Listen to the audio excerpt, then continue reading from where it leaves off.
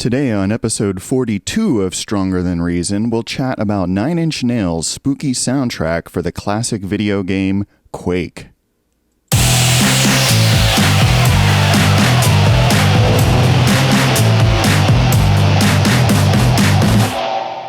Welcome to Stronger Than Reason.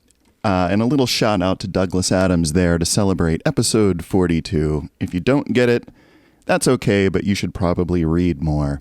So I'm dipping into strange territory again today. I seem to enjoy talking more about these weird corner cases.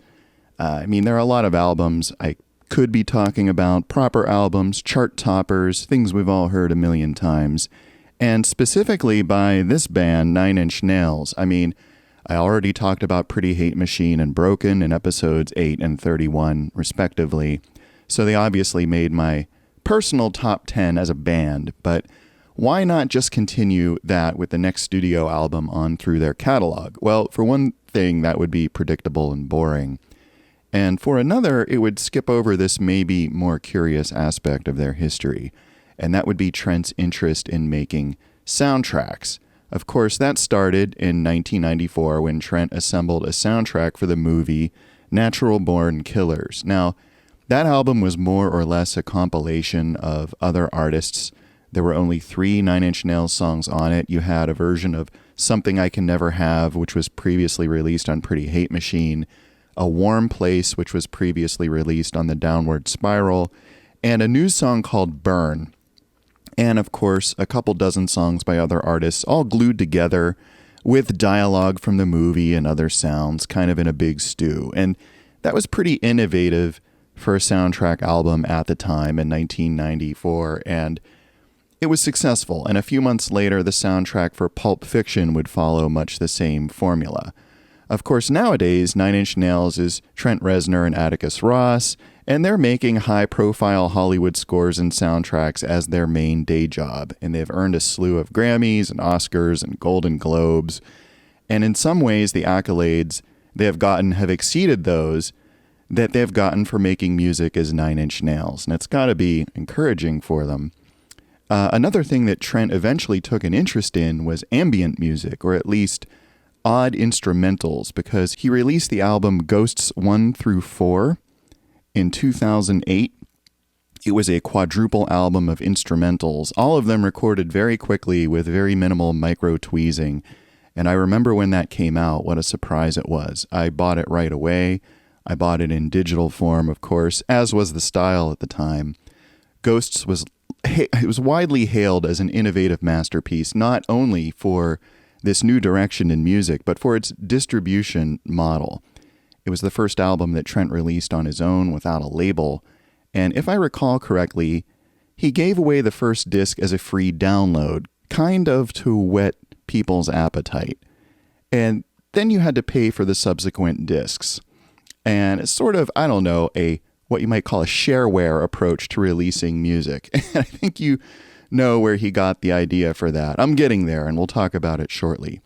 He also made the album available in physical form at various price points, with some of the more expensive packages including a lot of ridiculous extra stuff, like jars of his dandruff. And, I'm just kidding about that, but not by much.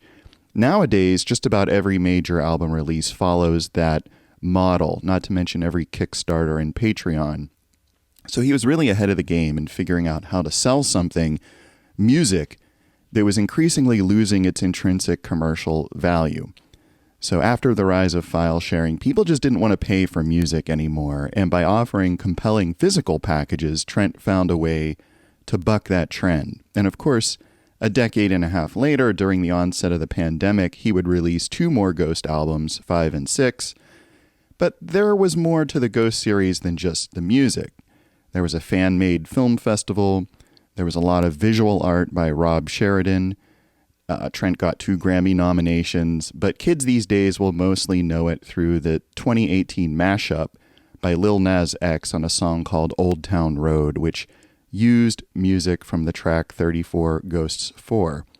But really, the whole Ghost project was an extension of work that Trent did in 1996 for another project, and that is what I want to talk about today. But before I do that, I have to provide a little history, a little context. So let's go way back to the mid-1980s. I grew up with an Apple IIc computer, and I used it to play a lot of video games, as well as to basically learn programming and launch my future career. But one game that I particularly enjoyed was called Castle Wolfenstein.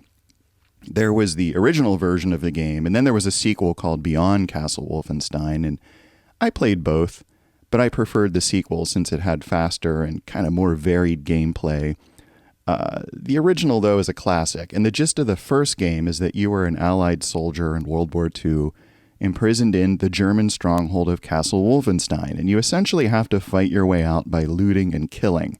It had these flat overhead graphics, and the castle was like a maze, and I'm pretty sure that the maze was procedurally generated every time, so it had good replay value. It was never the same twice. And there was some fast twitch action involved from time to time, like when you were shooting guards, but for the most part it was a stealthy kind of game. And the sequel had a slightly different take, in that you had to break into Castle Wolfenstein to plant a bomb to blow up Hitler. So there was even more sneaking around with occasional violence, of course. But the graphics were very primitive. This was the mid-1980s, and the Apple II was a mere 8-bit computer with 128K of RAM. That's K as in kilobytes. And believe it or not, the Apple II's so-called high-resolution graphics mode had just 6 colors: black, white, green, purple, orange, and blue. So it was super primitive, and this kind of game is what we would call a third-person game today, since you, the player, are kind of looking down on the action from above. So let's fast forward to 1992. I'm at college. I don't own a computer, but my roommate has a PC and lets me use it. He has a game that's called Castle Wolfenstein also, but it was something entirely different than the game I was familiar with. First of all, it wasn't written by Silas Warner, who wrote the original Apple version. It was from a new company, Ideas from the Deep, which soon changed their name to id Software. Evidently, they had obtained the rights to Castle Wolfenstein somehow and had rebooted it, but the crucial thing is that they didn't just recreate the game as it was. They reinvented it in first person. And if you're living under a rock, that just means that you play the game from your own perspective, your own point of view. You're not looking down on it, you're actually in it. In fact, at the bottom of the screen, you could see the weapon that you were holding in your own hand, kind of like you were seeing all the action as your character did, and essentially you were the character. Now, of course, everyone is familiar these days with the concept of a first-person game, but Wolfenstein 3D, or Wolf 3D as we came to call it, was the first modern first-person shooter, or FPS game. Now, did a few FPS games come before it? Of course, but they were all limited in some way. So, for instance, you had Atari's Battlezone arcade game, for instance, but in modern terms, Battlezone was hopelessly primitive. It was all just, basically green screen wireframe graphics. And the guys from id themselves had produced a few earlier FPS games like Hover Tank and Catacomb, which are more or less considered prototypes for Wolf 3D, but id's real innovation was to use real-time raycasting for the graphics, so they could animate what appeared to be a 3D world in real time. Now, that really only worked for the walls. All the enemies and the props in the game were just flat images, or what we call sprites, and they had no real depth. They were just sort of painted on after the background was rendered. But the result was really compelling, and we spent hours just cruising around dungeons, wasting Nazis. Now, my roommate had the first batch of levels, which id gave away for free, and they were very cleverly selling the sequel episodes over the phone. You'd call their number, pay some cash off your credit card, and they'd give you a code to unlock the later episodes. This was the shareware distribution model. You give away something as a hook and then reel them in with additional for-pay content. Does that sound familiar? So we're converging on relevant territory here, I swear. Just stay with me. So that was in 1992. Let's flash ahead another year to the late fall of 93. So it's late at night, and I'm going over to my friend's apartment. Why? Because id Software is going to drop their new game at midnight, and they've hyped it up mostly by posting messages on their finger plans. And for you kids, that was something like Discord, except using Linux command lines. Yeah, that's a terrible analogy, but it's sort of true. The new game was not just another Wolf 3D Nazi thing. It went in a far more horror kind of direction, fighting demons from hell. The theme was inspired by a Dungeons & Dragons campaign that the id guys had recently played, one that ended in failure with the world being overrun with demons. And as for the name of this new game, they reportedly took it from the 1986 movie The Color of Money, in which Tom Cruise, playing a pool hustler, is talking to his opponent, and the guy asks him, "What's in the case?" And Tom smiles and opens the case to reveal his pool cue, and then answers, "Doom." So the vibe in Doom was going to be less World War II and more like the movie Aliens, which of course popularized the idea of colonial space marines, which kind of became a trope. Though that concept had precedents in fiction, like in Robert Heinlein's Starship Troopers, among others. But more importantly, this game was a showcase for id's new technology, which was largely brought about by the two Johns. And no, I don't mean John Linnell and John Flansburgh of They Might Be Giants. I mean John Romero and John Carmack of id Software. Now, John Carmack's job was to build the next generation engine that the rest of the id staff would use to construct their latest game. And the Doom engine introduced some cool new capabilities. So you had diminished lighting. Things would look darker at a distance, which made it much more realistic. The environment had variable heights. So Wolf 3D was limited to 10-foot by 10-foot cubit blocks, all of one height. Doom could have arbitrarily shaped rooms and regions of different heights. And then you had texture map floors and ceilings. And in Wolf 3D, the floors and ceilings were always a neutral gray. So now, like Wolf 3D, Doom would not be full 3D. You still couldn't have geography that overlapped other geography. So, for instance, buildings couldn't have basements or second floors, anything like that. Enemies and props were still just sprites dropped onto the landscape. They were just these images without depth. But it was a testament to the team's skill that Doom still looked 3D. The engine's limitations were all cleverly hidden with outstanding game design, and it made you think your computer was doing a whole lot more than it really was. So putting all this together, it sure sounded like it was going to be a badass game. So our plan was to stay up all night and download it, of course, as soon as it was available. Once again, id was following the shareware model. The first episode was free, but you'd pay to get the next 2 episodes. So thinking on that evening, I remember we planned it out. We actually had to go out and buy batteries at a store for my friend's external speakers because we wanted to make sure we could all hear the game in proper stereo. So sure enough, we were online and we saw them drop it on the FTP site. I'm pretty sure they uploaded it to ftp.uwp.edu, which was the University of Wisconsin Parkside. It was one of the bigger FTP servers of the day. And naturally, the server crashed due to the sudden demand. It was probably something like 2 a.m. until we had actually managed to download it. And wow, it just blew our minds. The attention to detail was stunning. The realism, at the time anyway, was completely mind-blowing. And the gameplay was both terrifying and sickening. It was terrifying because it hit all the notes of a horror movie. There was darkness, monsters, violence, you're being chased. But it was sickening because it introduced this subtle camera motion when you walked. And it had one of my friends lying on the couch with motion sickness after a couple hours. Fortunately, that didn't affect all of us. But needless to say, we loved Doom. We played it for hours and hours.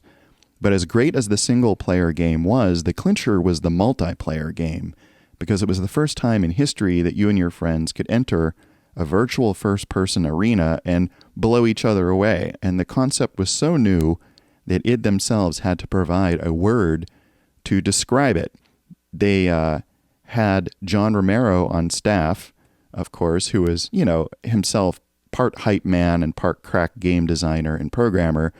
And more than anyone, Romero loved this multiplayer competition. He really got into it, and by all accounts was the best at it. And he coined a new word for it, which was deathmatch. This was an entirely new thing, and it took the world by storm. Because of deathmatch, every college computer cluster would have a notice barring people from installing Doom on the network, because it just ate up all the bandwidth, and it also, of course, encouraged people to curse and yell in the quiet lab. I myself used to carry around Doom on a couple 3.5-inch floppy disks so I could install it at a moment's notice. Those were fun times. But by some accounts, Doom was the single largest cause of lost productivity in 1993. But to be clear, Doom Deathmatch only worked on local area networks. You couldn't play it over the internet back then. And in the original version, you could only have 4 people play at a time. But it did make Doom the killer app, the must-have game. And it brought id much well-deserved fame, glory, and riches. Now, the definitive history of id is this book, Masters of Doom, by David Kushner. And I encourage anyone with an interest to check it out. It reads like a novel. It gives great insight into what it was like being in the world's baddest game company back in the 1990s. And it tells how id more or less cornered the video game market for a couple of years, because they were just so far ahead of the competition in terms of their FPS game engine, and more importantly, deathmatch capability.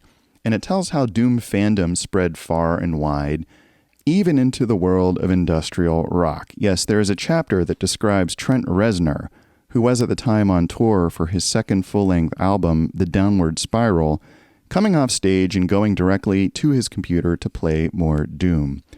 And by all accounts, Trent had his struggles with addiction at the time, but one of those, at least at that year, was Doom. Now, the id guys were fans of Nine Inch Nails, and all of these guys were rock stars of a sort, so it isn't too much of a surprise that Trent would reach out to them and offer to collaborate on a future project. Now, Doom begat Doom 2, which was a for-pay product, and many of us paid for it. It used the same engine as Doom, but added new enemies and weapons, so it was something of a breath of fresh air. And for id, it not only let them squeeze more cash out of meeting the rabid fan demand, but it also freed Carmack to focus his attention on his next engine. And for that, he would settle for no less than a full 3D environment populated with full 3D enemies.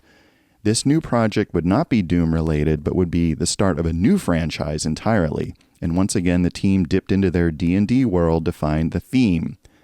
In one campaign, they fought against a powerful enemy named Quake. So they took that name for the next game. Now, a lot has been written about the development of Quake, and it is covered in Masters of Doom, and it caused a lot of friction among the id folks. Romero wanted to take things in a more role-playing kind of direction, but that proved too frustrating, and the team fell back on what they knew best: next-generation first-person shooters. Essentially, Quake became like Doom, but in full 3D and with a vaguely medieval sort of feel to it. Now, I remember Quake coming out in the summer of 1996, and by this time I was out of school, living on my own with my first job and my first friends in the real world. And fortunately, some of these friends were the sort to host LAN parties, so Quake deathmatches quickly became the norm. We were impressed with the gameplay. I mean, sure, it was Doom-like in a lot of ways. You ran around and killed each other or killed monsters, but Quake was fully 3D, and nothing demonstrated that better than the very end of the first level in the first episode that was really just a big spiral, a downward spiral, if you will. And in there, you could look up and down and see all the levels above and below you, which just wasn't possible in Doom. And Quake also had things like water. You could dive in and swim, and if you weren't careful, you could drown. And you can also jump up or over things, which would become important for a technique called rocket jumping, essentially using the rocket explosions to jump super high or far. And we played Quake incessantly for the next year or so. In fact, some buddies downloaded it at work, and we ended up playing death matches over lunch. And nothing gets out the old corporate aggressions like fragging your coworkers. "You didn't get your code done in time, Bob. Eat a rocket." At its peak, we'd have like 30 people in the game blowing each other away over lunch. It was actually a lot of fun. Now, one of the first things I noticed about the game was that it featured the Nine Inch Nails logo prominently because it was plastered on every box of nail gun ammo, because the nail gun weapons all literally shot 9 Inch Nails. And I thought this was great because I was a fan of the band from way back when, and this only helped get the word out to more people. So some video gamers naturally got curious about the symbol on the boxes and learned about the band that way. But it was also clear that Trent was more involved here than just getting name-checked by id. In fact, he had done a lot of the sound design for the game, That included all the noises made by the player character, including the now famous jump sound, as well as the injury and drowning sounds. But more importantly, he composed an entire album of 10 tracks. These were original Nine Inch Nails compositions to accompany Quake, and they were available on the shareware CD-ROM, which I picked up at my local mall for $10 back in the day. So I essentially got an original Nine Inch Nails album for half price, plus a free copy of the Quake shareware version. And if you open this up and pull out the booklet, you'll see, if I can get it, yeah, you'll see that Trent and Nine Inch Nails are credited in the special thanks section. So what interested me, though, was that these 10 songs weren't ordinary Nine Inch Nails songs. Except for a bit of the very first track, they were all ambient, and they were all incredibly spooky. None of them had names. They were just identified by track numbers. And I should explain, because it's maybe not obvious to everybody, that back in 1996, PC video games simply couldn't play CD quality music. So for instance, Doom's music was all played by the computer as general MIDI instruments.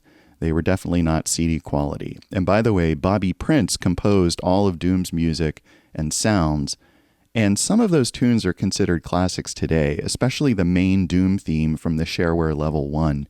You can find clips on YouTube of actual real live metal bands covering it, which is really awesome. So props to Bobby Prince. He's a legend among video game composers.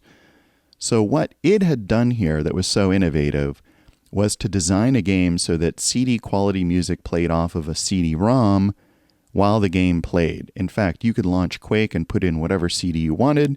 You didn't have to use this one, and the game would play different tracks for different levels. And this could be fun if you stuck in Raffi or They Might Be Giants.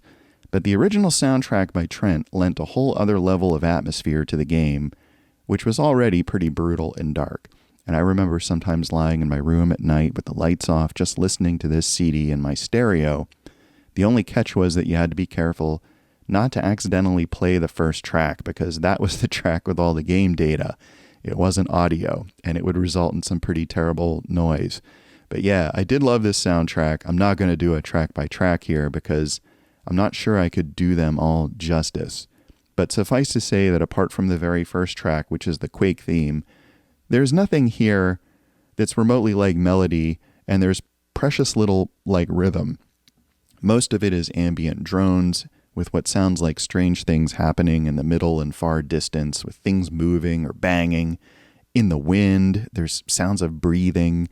One track features tons of overlaid quiet whispers where you can't quite make out what's being said. It's almost certainly Trent's voice, though, but it's not so much music as it is wallpaper for the game, and the sounds are very evocative. Now, to be sure, this CD was seen as a one-off thing that Trent did more so than as a proper NIN album, though in fact it featured nearly an hour of original audio, and it was much in the same vein as later projects that were definitely Nine Inch Nails, projects like Ghosts. And even later, the soundtrack work that Trent and Atticus would do that would bring them so much acclaim. So the band finally gave this soundtrack a proper vinyl release in 2020 on double vinyl. The music is on 3 sides, and the 4th side is etched with some of Quake's source code. So I think it's funny that you still have to be a little careful not to accidentally play the game data. So props for a little bit of humor there. But more interestingly, after 25 years, Trent finally provided track names. So this does now feel more like a proper Nine Inch Nails album. It doesn't have a Halo number, but it does have a null number since it was released through the Null Corporation, which is the label that Trent and Atticus use for their soundtrack work. So the vinyl record is Null 0.5.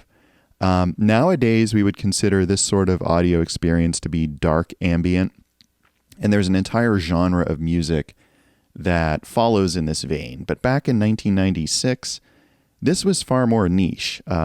Trent could certainly have delivered something that was more metal and rock here, and who could blame him, because id kind of had that rock and roll reputation. But by keeping things minimalistic, he let the listener's imagination take over, and the result was, in my opinion, a lot more compelling. So if you haven't heard the Quake soundtrack before, and especially if you're a fan of Trent's other soundtrack work or dark ambient in general, give it a listen. Make sure you're in a dark room, get some good speakers and headphones. It's pretty hair-raising, but I think you'll dig it. And maybe, just maybe, the success of this project gave him the confidence to think, that was pretty fun making original soundtrack music. I'd kind of like to do that again sometime. But it would be another 14 years before he'd make that happen, when he and Atticus would provide the soundtrack to the movie The Social Network. And things, of course, would just snowball from there. So where are they now? Well, we know Trent is still doing his thing with Atticus. They're composing soundtracks and scores as their primary gig. Nine Inch Nails is more or less on a dusty shelf at this point.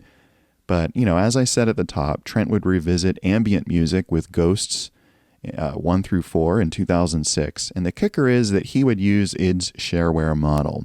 He would give Ghosts 1 away as a free download, as a hook, to lure folks to pay for the subsequent albums.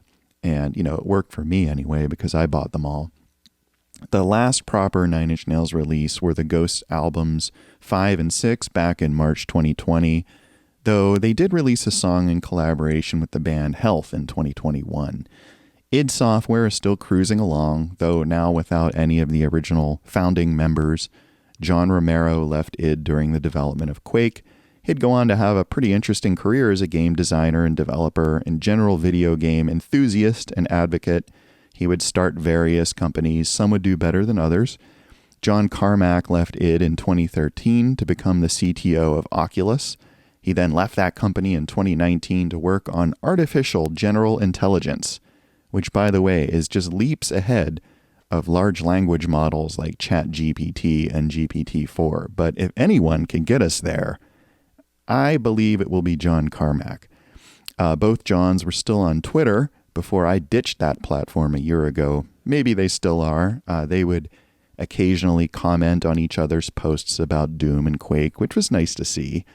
I should also add that Romero is a super friendly guy. I took the chance after reading Masters of Doom to email him some follow-up questions, and he was nice enough to send a prompt reply, which was really cool of him. So check him out. He's still a fan of Doom and recently released a product called Sigil, which is an unofficial 5th episode to the original Doom. So, of course, Doom and Quake are still around. John Carmack took yet another innovative step by releasing the source code, essentially throwing the engines into the public domain so that the fans could lovingly preserve and, in some cases, modernize the game experience for all time. And these days you can download or purchase various versions of each that'll run just fine on modern hardware. I myself recommend ZDoom for Windows. It's very similar to the original experience that we had back in 1993, and playing it just kind of takes me right back there. That weird night that brought Doom into my life and also into Trent Reznor's life. So there you have it, folks. Nine Inch Nails soundtrack to Quake. Technically, it's Trent's second soundtrack after Natural Born Killers, but it's his first with entirely original music. It is a classic dark ambient masterpiece, just in time for you to give it a spin at your Halloween party and just scare the hell out of everyone. You're listening to Stronger Than Reason either on YouTube or as an Apple or Spotify podcast. Let me know how it's going with you by leaving a review or comment. If you dug this, please give me a treat by liking or subscribing. If not, give me a trick by TPing my neighbor's house. Yeah, the blue house in the back there. As always, thank you for listening, and until next time, stay strong.